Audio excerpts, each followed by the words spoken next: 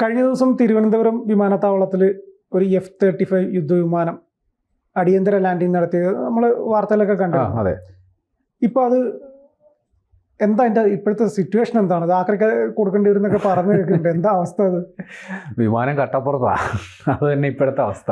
എന്താ പ്രശ്നം? അതായത് ആ വിമാനം അടിയന്തര ലാൻഡിങ് നടത്തിയപ്പോൾ നമ്മൾ അറിഞ്ഞത്, അല്ലെങ്കിൽ വാർത്തയായിട്ട് വന്ന വാർത്ത, ആ വിമാനത്തിന് ഇന്ധനം തീർന്നു പോയ സമയത്ത് അതൊരു യുദ്ധവിമാനത്തിൽ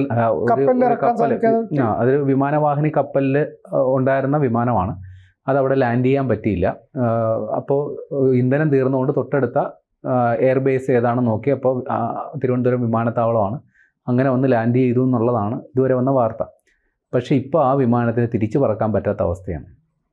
അതിനെന്തോ ഗുരുതരമായ സാങ്കേതിക പിഴവ് കണ്ടെത്തി എന്നുള്ള വാർത്തകളാണ് ഇപ്പോൾ വരുന്നത്.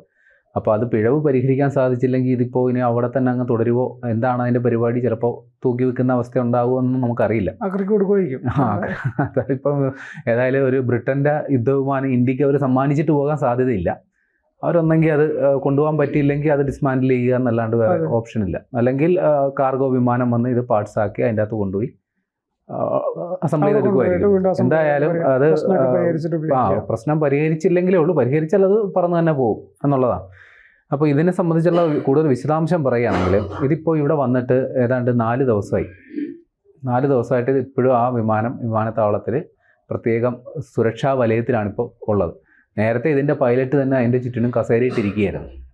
കാര്യം അയാളുടെ ഉത്തരവാദിത്വമാണല്ലോ. അപ്പോൾ ഈ പൈലറ്റിനെ ഇപ്പോൾ ബ്രിട്ടീഷ് നേവി, അവരുടെ റോയൽ നേവി AW101 എന്ന് പറയുന്ന ഒരു ഹെലികോപ്റ്റർ അയച്ച് അയാളെ മടക്കിക്കൊണ്ടുപോയി. അപ്പോൾ ഈ പൈലറ്റ് ഇപ്പോൾ സ്ഥലത്തില്ല. അപ്പോൾ പൈലറ്റും പോയ സ്ഥിതിക്ക് ഇപ്പോൾ വിമാനം അവിടെ ഒറ്റയ്ക്ക് ഇരിപ്പുണ്ട്. നമ്മുടെ CASF ഉദ്യോഗസ്ഥർ അതിന് വലയം തീർത്ത് സുരക്ഷ ഒരുക്കുന്നുണ്ട്. അതൊരു പ്രോട്ടോക്കോളിൻ്റെ ഭാഗമാണ് കേട്ടോ. കാര്യം ഇന്ത്യൻ എയർഫോഴ്സ് കൂടി ഇടപെട്ട ഒരു സംഗതിയാണ്. ഈ പറയുന്ന F-35 വിമാനം എന്ന് പറയുന്നത് അവരുടെ HMS പ്രിൻസ് ഓഫ് വെയിൽസ് എന്ന് പറയുന്ന യുദ്ധക്കപ്പൽ, വിമാനവാഹിനി കപ്പൽ, അതിലുള്ള ഒരു വിമാനമാണ് ഈ പറയുന്ന F-35B സീരീസിൽപ്പെട്ടതാണ്. മൊത്തം A, B, C അങ്ങനെ 3 സീരീസിൽ ഈ വിമാനങ്ങളുണ്ട്. അതിൽ B സീരീസിൽപ്പെട്ടതാണ് ഈ വിമാനം. അപ്പോൾ ഈ പറയുന്ന അവിടെ ഇൻഡോ പസഫിക് റീജിയണിൽ ഇന്ത്യൻ നേവിയുമായിട്ട് ചേർന്ന് വ്യോമാഭ്യാസ പ്രകടനങ്ങളൊക്കെ നടത്തിക്കൊണ്ടിരുന്നതാണ് ഈ വിമാനം. അതായത് സൈനിക അഭ്യാസത്തിൻ്റെ നേവി, 2 ഇന്ത്യൻ നേവിയും UK നേവിയുമായിട്ട് നടത്തുന്ന സൈനിക അഭ്യാസത്തിൻ്റെ ഭാഗമായിട്ട് അതിൽ പങ്കെടുത്തുകൊണ്ടിരുന്നതാണ്. അപ്പോൾ പ്രതികൂല കാലാവസ്ഥ, കാറ്റും ശക്തമായ തിരമാലയും കാരണം, ശക്തമായ തിരമാല ഉണ്ടായ ഈ കപ്പൽ കിടന്ന് ആടി ഉലയും. കാറ്റ് ഈ വിമാനത്തിനും പ്രശ്നമാണ്.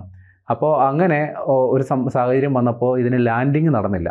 ഒരു 3-4 വട്ടം ഈ കപ്പലിന് ചുറ്റും ഈ വിമാനം വട്ടമിട്ട് പറന്നു. അപ്പോഴത്തേക്ക് ഇതിൻ്റെ ഇന്ധനം തീരുന്നു എന്നുള്ള സിഗ്നൽ വന്നു. അപ്പോഴാണ് ഈ വിമാനം തിരുവനന്തപുരത്ത് കൊണ്ടുവന്ന് ഇറക്കുന്നത്.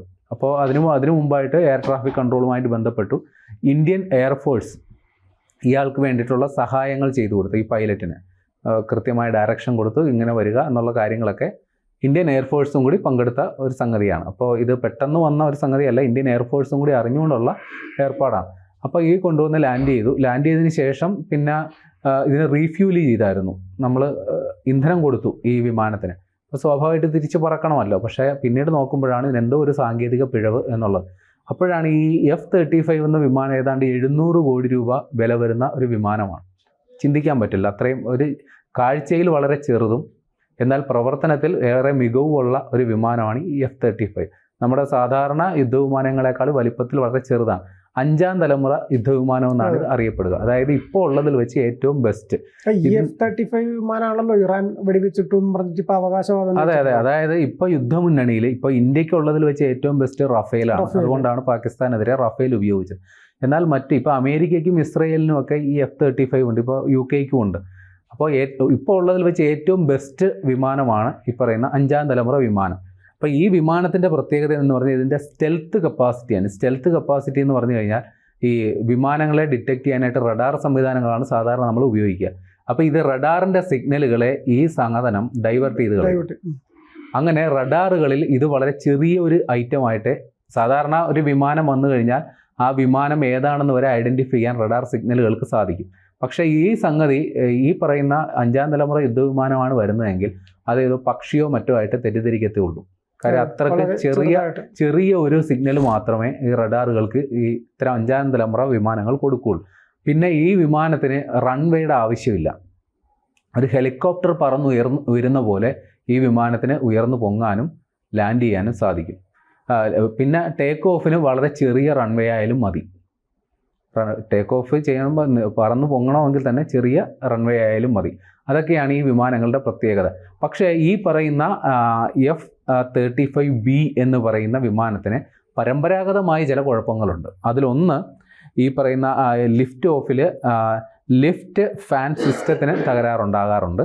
അതേപോലെ തന്നെ അതിൻ്റെ വെർട്ടിക്കൽ ലാൻഡിങ്ങിൻ മെക്കാനിസം ഉണ്ടല്ലോ, അതായത് നേരെ വന്ന് ഹെലികോപ്റ്റർ ലാൻഡ് ചെയ്യുന്നത് പോലെയുള്ള സംവിധാനത്തിൻ്റെ മെക്കാനിസത്തിനും ചില തകരാറുകളൊക്കെ ഉണ്ടായിട്ടുണ്ട്. അപ്പോൾ അത്തരത്തിൽ എന്തെങ്കിലും തകരാറ് കൊണ്ടാണോ ഈ തിരുവനന്തപുരത്ത് വന്ന വിമാനം അവിടെ തന്നെ കിടക്കുന്നത് എന്നുള്ള കാര്യത്തിൽ ഇപ്പോഴും നമുക്ക് വ്യക്തതയില്ല. ഏതായാലും ആ വിമാനം അവിടെ തന്നെ ഉണ്ട്. അതിൻ്റെ സൂക്ഷിപ്പുകാരനായുള്ള പൈലറ്റ് അവരുടെ ഷിപ്പിലേക്ക്, വിമാനവാഹിനി എയർക്രാഫ്റ്റ് കാരിയറിലേക്ക് മടങ്ങിപ്പോയിട്ടുണ്ട്. വിമാനം ഇപ്പോൾ തിരുവനന്തപുരം വിമാനത്താവളത്തിൽ പ്രത്യേക സുരക്ഷാ വലയത്തിലുണ്ട്. ഇനി അത് പരിഹരിക്കാൻ അതിന്റെ സുരക്ഷയും മറ്റു ഉത്തരവാദിത്വവും ഇവിടുത്തെ സ്വാഭാവികമായിട്ടും കാര്യം ഈ അടിയന്തര സാഹചര്യം എന്ന് പറയുന്നത് ഏത് വിമാനങ്ങൾക്കും നേരിടാവുന്ന ഒരു സംഗതിയാണ്. യാത്രാ വിമാനങ്ങൾക്കായിക്കോട്ടെ യുദ്ധവിമാനങ്ങൾക്കായിക്കോട്ടെ. അപ്പോൾ അത് സുരക്ഷിതമായി ലാൻഡ് ചെയ്യുക, അത് പറത്തുന്ന പൈലറ്റിൻ്റെ ജീവൻ്റെ സുരക്ഷിതത്വം ഉറപ്പുവരുത്തുക എന്നുള്ളത് എല്ലാ രാജ്യങ്ങളും പിന്തുടരുന്ന ഒരു പ്രോട്ടോക്കോളാണ്. ഒരു അടിയന്തര സന്ദേശം ലഭിച്ചു, ഇങ്ങനൊരു പ്രശ്നമുണ്ട് എന്ന്. അപ്പോൾ തൊട്ടടുത്ത എയർ സ്പേസ് എവിടെയാണെന്ന്, അല്ലെങ്കിൽ തൊട്ടടുത്ത വിമാനത്താവളം അല്ലെങ്കിൽ ലാൻഡ് ചെയ്യാൻ പറ്റുന്ന സ്ഥല സൗകര്യം, എയർ ട്രാഫിക് കൺട്രോൾ എവിടെയാണെന്നാണ് ഒരു പൈലറ്റ് ആദ്യം നോക്കുക. അപ്പോൾ ആ എയർ ട്രാഫിക് കൺട്രോളുമായി ബന്ധപ്പെടും. അവരുടെ സിഗ്നലുകൾ വഴി, റഡാറുകൾ വഴിയോ റേഡിയോ സിഗ്നൽ വഴിയോ ബന്ധപ്പെട്ടിട്ട് സഹായം അഭ്യർത്ഥിക്കും. അപ്പോൾ അവിടെ അതിനുള്ള സൗകര്യങ്ങൾ ഒരുക്കുക എന്നുള്ളത് ഒരു യൂഷ്വൽ പ്രോട്ടോക്കോളാണ്. അതിപ്പോൾ ഏത് ശത്രു രാജ്യങ്ങൾ പോലും ആണെങ്കിലും ഇങ്ങനെ ഒരു സംഗതി ഉണ്ടായാൽ നമ്മൾ ചെയ്യാറുണ്ട്. ഇപ്പോൾ ഇന്ത്യ പാകിസ്ഥാൻ സംഘർഷത്തിൻ്റെ പശ്ചാത്തലത്തിൽ 2 രാജ്യങ്ങൾ തമ്മിലുള്ള എല്ലാ ബന്ധങ്ങളും വിച്ഛേദിക്കപ്പെടുകയും നയതന്ത്ര ബന്ധങ്ങൾ അവസാനിപ്പിക്കുകയും വ്യോമാതിർത്തികൾ അടയ്ക്കുകയും ചെയ്തൊരു സാഹചര്യത്തിലാണ് ഇന്ത്യയുടെ ഒരു യാത്രാ വിമാനം, ഒരു ഇൻഡിഗോ എയർവേസിൻ്റെ ഒരു വിമാനം ആകാശ ചുഴിയിൽപ്പെട്ടു. മറ്റേ ആലിപ്പഴ വർഷത്തിൽ അതിന് തകരാറ് പറ്റി. എന്നിട്ട് പോലും പാകിസ്ഥാൻ അവിടെ ഇറങ്ങാൻ അനുവദിച്ചില്ല. അത് കാരണം ഇത്രയേ ഉള്ളൂ, 2 രാജ്യങ്ങൾ തമ്മിലുള്ള നയതന്ത്ര ബന്ധങ്ങൾ വഷളായിരിക്കുന്ന ഒരു സാഹചര്യത്തിലാണ്. ഇത് അങ്ങനെ അല്ലാത്തൊരു സാഹചര്യത്തിലാണെങ്കിൽ പാകിസ്ഥാൻ്റെ ഒരു വിമാനം ഇവിടെ വന്നാൽ പോലും നമ്മൾ ഇറങ്ങാൻ അനുമതി കൊടുക്കും. അതൊരു മാനുഷിക പരിഗണനയുടെയും പ്രശ്നമാണ്. ഈ സമാനമായ സാഹചര്യം ഇന്ത്യക്ക് ഉണ്ടാകാൻ പാടില്ലെന്നില്ലല്ലോ. അപ്പോൾ സ്വാഭാവികമായിട്ടും ആ ഒരു അനുമതി കൊടുക്കുന്നതിൽ അതൊരു യൂഷ്വൽ പ്രൊസീജിയറാണ്. അതിൻ്റെ ഭാഗമായിട്ടാണ് ഈ ബ്രിട്ടീഷ് വിമാനത്തിനും ഇറങ്ങാൻ അനുമതി കൊടുത്തത്. പക്ഷേ ഇപ്പോൾ ഈ വിമാനം നമുക്കൊരു പാരയായി. ഇതിപ്പോൾ തിരുവനന്തപുരം വിമാനത്താവളത്തിൻ്റെ അത്രയും സ്പേസും അത്രയും സുരക്ഷയും ഒരുക്കി നമ്മൾ കാത്തു സൂക്ഷിച്ച് വെച്ചേക്കാണ്. എന്നാണ് ഇത് എടുത്തുകൊണ്ട് പോകുന്നത് നമുക്കറിയില്ല. വിമാനത്താവളത്തിന് സുരക്ഷ നൽകേണ്ട CASF ഉദ്യോഗസ്ഥന്മാർ കുറച്ചുപേർ അവിടെ പോയിരിക്കേണ്ട അവസ്ഥ. ഇനിയിപ്പോൾ എങ്ങാനും അത് ചുളുവിന് ചെറിയ വിലയ്ക്ക്, പകുതി വിലയ്ക്ക് നമുക്ക് കിട്ടിയാൽ നമുക്കത് മുതൽക്കൂട്ടാക്കാം. കിട്ടുമെന്നറിയില്ല.